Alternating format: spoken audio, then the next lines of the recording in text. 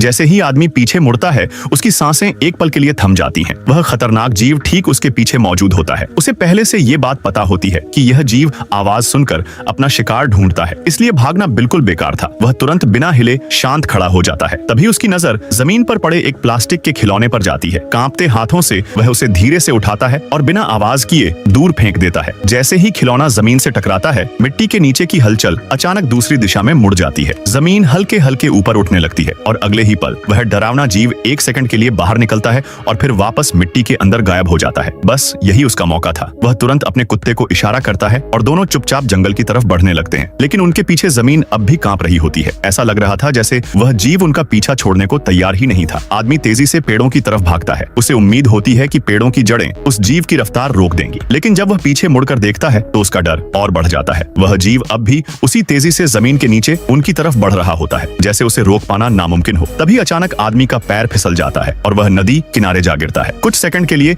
उसकी आंखों के सामने अंधेरा छा जाता है। जब उसे होश आता है तो उसका कुत्ता पास पड़े सड़े हुए खोखले लकड़ी के तने में छिप चुका होता है। आदमी भी तुरंत उसके अंदर घुस जाता है। वह कुत्ते को अपनी तरफ खींचकर उसका मुंह कसकर बंद कर देता है। अब चारों तरफ सिर्फ डरावनी खामोशी होती है, लेकिन वही खामोशी सबसे ज्यादा खतरनाक लग रही थी। अगले ही पल उनके पीछे की जमीन धीरे धीरे ऊपर उठने लगती है। वह जीव वापस लौट आया होता है और इस बार वह पहले से भी ज्यादा करीब होता है। आदमी पूरी तरह हिलना बंद कर देता है। उसके दिल की धड़कन इतनी तेज होती है कि उसे डर लगने लगता है कहीं वह जीव उसे सुन न ले। कुछ सेकंड गुजरते हैं, लेकिन उसे लगता है जैसे कई मिनट बीत गए हों। फिर धीरे धीरे जमीन शांत होने लगती है। हलचल रुक जाती है। शायद वह जीव आगे बढ़ चुका था।